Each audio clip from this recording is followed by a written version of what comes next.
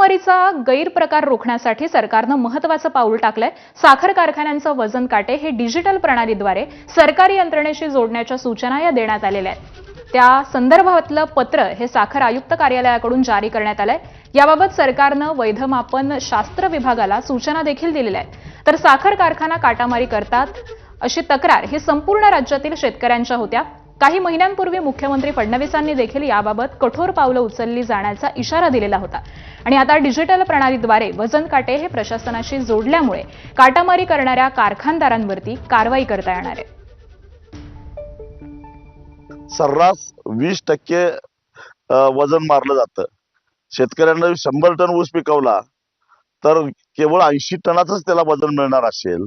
सरकारी मालकीचे वजन काटे उभा करणे किंवा महाराष्ट्रातल्या सगळ्या साखर कारखान्यांचे वजन काटे डिजिटल ऑनलाईन करणं आणि राज्य सरकारच्या नियंत्रणाखाली एका सर्व्हरला ते जोडणं, हा निर्णय घेतल्याशिवाय ऊस उत्पादक शेतकऱ्यांची लूट थांबणार नाही।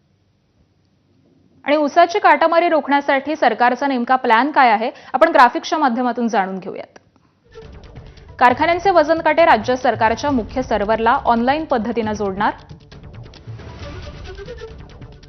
प्रत्येक साखर कारखान्याच्या वजनाची नोंद ही राज्य सरकारकडे राहील। कारखान्यांची वारंवार तक्रार येत असल्यास सरकारी नियंत्रण असलेला स्वतंत्र डिजिटल काटा बसवणार। स्वतंत्र वजन काटा बसवण्याचा खर्च हा आमदार किंवा खासदार निधीमधून केला जाईल।